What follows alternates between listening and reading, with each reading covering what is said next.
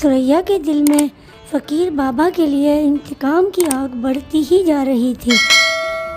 फिर एक दिन सुरैया अपने दरवाजे पर खड़ी थी कि फ़कीर बाबा ने उससे कहा, बेटी अल्लाह के नाम पे कुछ खिला दो, 2 दिन से भूखा हूँ। बाबा एक बात तो बताओ, आखिर ये नियत बर मुराद है क्या? बेटी ये बहुत गहरी बात है, इसका मतलब अभी तुम नहीं जान पाओगी। बेटी इंसान की जैसी नियत होती है वैसी उसे सिला मिलता है। अरे छोड़ो, दफ़ा करो, तुम्हारी बातें तुम ही जानो। एक दिन सुरैया अपने घर के कामों से तंग आकर बहुत ही गुस्से में थी कि इतने में फ़कीर बाबा की आवाज़ आती है।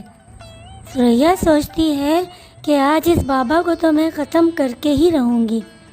वो बावर्ची खाने में जाती है और आटा गूंथकर 2 रोटियां पकाती है। वो उन रोटियों में जहर डाल देती है और सोचती है कि आज तो इस बाबा का काम तमाम करूँगी। सुरैया दरवाजे पर बाबा को रोकती है और कहती है, अरे बाबा ज़रा बात तो सुनो। आज मैंने तुम्हारे लिए बड़ी मज़ेदार घी वाली रोटियां बनाई हैं। ये रोटियां खाओगे तो तुम्हें मज़ा आ जाएगा। बेटी अल्लाह तुझे बहुत खुश रखे, तेरा बहुत शुक्रिया। चला गया मनहूस, अब दोबारा कभी इसकी आवाज़ नहीं आएगी। अम्मा मैं दोस्तों के साथ घूमने के लिए जा रहा हूँ, भूख लग रही है, कुछ खाने को तो दे दो। अरे बेटा मेरे हाथ गंदे हैं, अभी मैं तेरे लिए कुछ नहीं बना सकती। एक काम कर, दोस्तों के साथ जा रहा है ना, कुछ खरीद के वहाँ पे खा लेना। सुरैया सोच रही थी कि अगर मैंने अपने बेटे को जहर वाले हाथों से खाना बनाकर दे दिया तो कहीं ऐसा ना हो कि मेरे बेटे को कोई नुकसान हो जाए। इसलिए उसने खाना बनाने से मना कर दिया। उसका बेटा अपने दोस्त के साथ सैर के लिए रवाना हो गया। इत्तेफाक की बात है कि जहाँ सुरैया का बेटा अपने दोस्त के साथ सैर के लिए गया, उसी दरिया के किनारे पहले से फ़कीर बाबा मौजूद थे। दोनों लड़के आपस में बात करते हैं तो फ़कीर बाबा उनकी बात सुन लेते हैं। सुरैया का बेटा अपने दोस्त से कहता है, अरे यार सलमान, आज मुझे इतनी भूख लगी और अम्मा ने भी कुछ नहीं बना के दिया। क्या करूं यार, अब कहाँ से खाना लेकर आऊं? इस जंगल में तो कुछ खाने के लिए भी नहीं है। अब मैं क्या करूं यार, अम्मा कुछ पका कर दे देती तो भूखा तो नहीं रहना पड़ता। बेटा तुझे भूख लगी है, एक काम कर बेटा, तू ये रोटी खा ले। मैं तो फ़कीर हूँ, मुझे कोई और दे देगा, मुझसे तेरी भूख नहीं देखी जा रही। मेरे बेटे तू ये रोटी खा ले। लड़का जैसे ही गरम गरम पराठे देखता है तो उसकी भूख और बढ़ जाती है। लड़का फ़ौरन बाबा के हाथ से रोटियां लेकर ज़मीन पर बैठकर खाना शुरू कर देता है। जैसे ही खाना ख़त्म करके लड़का खड़ा होता है, अचानक से वो चकरा कर नीचे गिर जाता है। उसके मुंह से झाग निकलना शुरू हो जाता है और लड़का वहीं पर दम तोड़ देता है।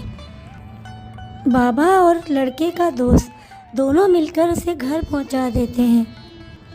सुरैया जैसे ही अपने जवान बेटे की लाश देखती है तो उसकी हालत ख़राब हो जाती है। हाय मेरा बच्चा, हाय मेरा बेटा, ये क्या हो गया, ये कैसे हो गया? हाय मेरा जवान बच्चा दुनिया से चला गया, मेरा एक ही सहारा था अल्लाह, ये भी चला गया। बेटी ये नौजवान यकीनन तुम्हारा बेटा है। बेटी ये बच्चा बहुत भूखा था, मुझसे इसकी तड़प नहीं देखी गई। तो जो रोटियां तुमने मुझे खाने के लिए दी थी वो रोटियां मैंने इस बच्चे को दे दी। इस बच्चे ने जैसे ही वो रोटियां खाईं, ये तड़प तड़प के नीचे गिर गया और उसी वक्त इसका दम निकल गया। बेटी यकीनन इन रोटियों में जहर था। अगर मुझे इस बात का पता होता तो मैं कभी इस बच्चे को वो रोटियां ना देता।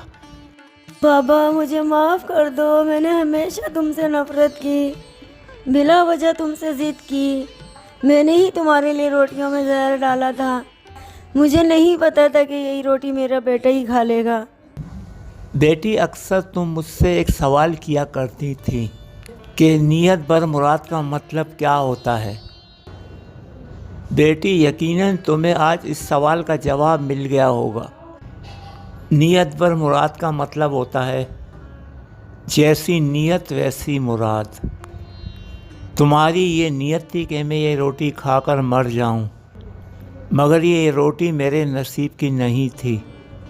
इत्तेफाक से वो रोटी तुम्हारे बेटे के नसीब की थी।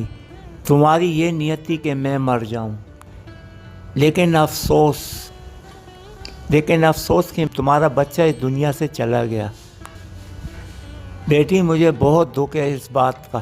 बाबा, आज मुझे मेरे सवाल का जवाब मिल गया। जैसी इंसान की नियत होती है वैसी ही उसे मुराद मिलती है। दोस्तों, फ़कीर बाबा तो अपने रास्ते पर लौट जाता है और सुरैया अपना सर पीटती रह जाती है। सुरैया की बदनीयती ने उसको बहुत बड़ा सबक दे दिया और इस कहानी ने हमें एक बहुत बड़ा सबक दिया है। दोस्तों, ज़िंदगी में कभी किसी से बेजा ज़िद या नफ़रत नहीं करनी चाहिए।